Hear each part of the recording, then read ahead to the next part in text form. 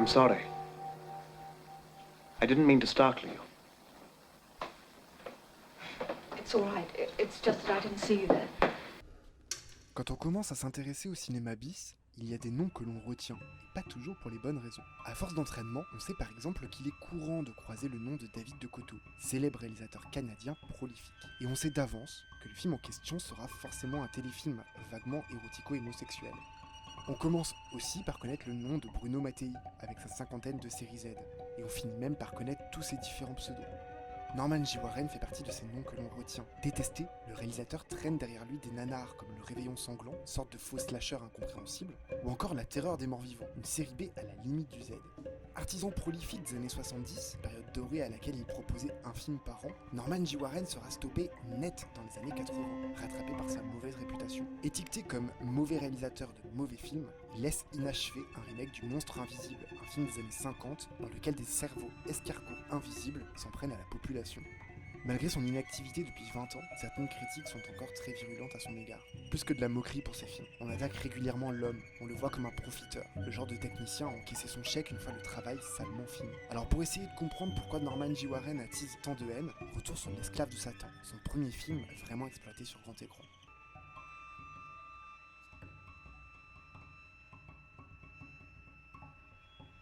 En Angleterre, le milieu des années 70 marque la fin de la grande époque de la Hammer. Les films gothiques de la firme, qui commencent un peu à se ressembler depuis quelques années, s'essoufflent.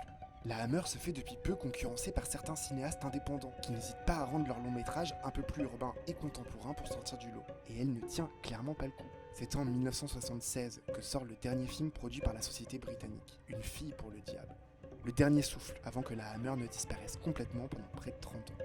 En 1976, l'Angleterre perd sa marque de fabrique horrifique. Et c'est la même année que Norman J. Warren obtient un financement pour son premier film d'envergure, L'Esclave de Satan. Il s'inscrit alors presque immédiatement sans le vouloir comme un renouveau du cinéma d'exploitation britannique. Catherine est une jeune fille de bonne famille, moderne et qui vit à Londres. Elle se rend avec ses parents chez son oncle, un oncle que ni elle ni sa mère ne refusent ou rencontrer. Tonton Alexander a fait fortune dans son coin, habite un grand manoir en campagne et s'occupe seul de son fils depuis le décès tragique de sa femme. Mais à peine arrivée, la voiture de la famille devient incontrôlable et l'accident laisse Catherine seule survivante, inconsolable, dans les bras d'un oncle qu'elle rencontre à peine. Inconsolable, pas tellement, puisque Catherine trouve rapidement une épaule pour se consoler, son jeune et mystérieux cousin. L'inceste ne semble ennuyer personne, mais les cauchemars récurrents de Catherine, eux, inquiètent de plus en plus la jeune femme. Le piège est-il déjà en train de se refermer? I think I would like to go back now.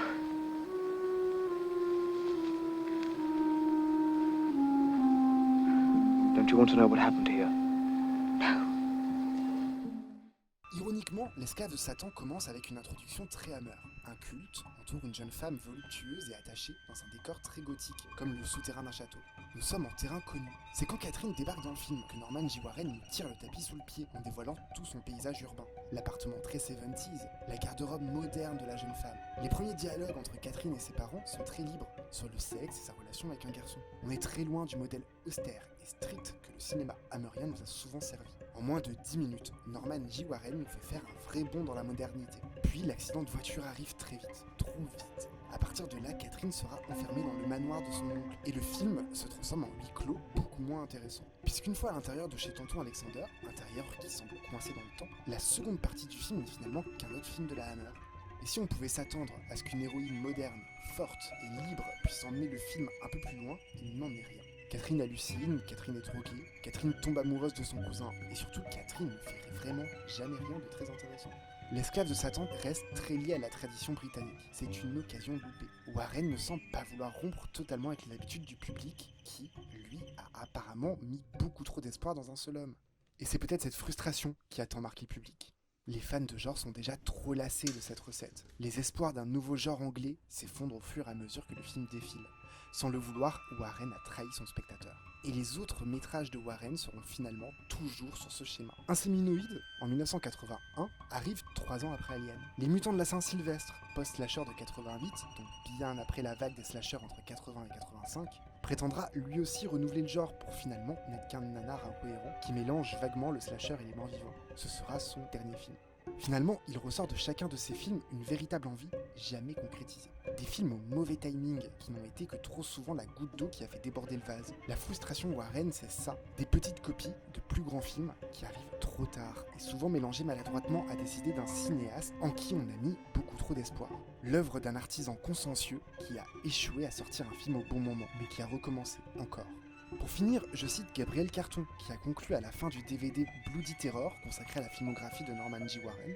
Ce qui transparaît à l'issue de chaque film, c'est qu'aucun des protagonistes n'échappe au sort qui s'abat sur lui, et que l'origine du mal s'en va trouver un autre lieu, un autre temps à hanter, un autre vecteur de propagation. Chaque film de Norman J. Warren se clôt sur le bouclage d'une boucle ironique qui semble fermer l'horizon de l'humanité.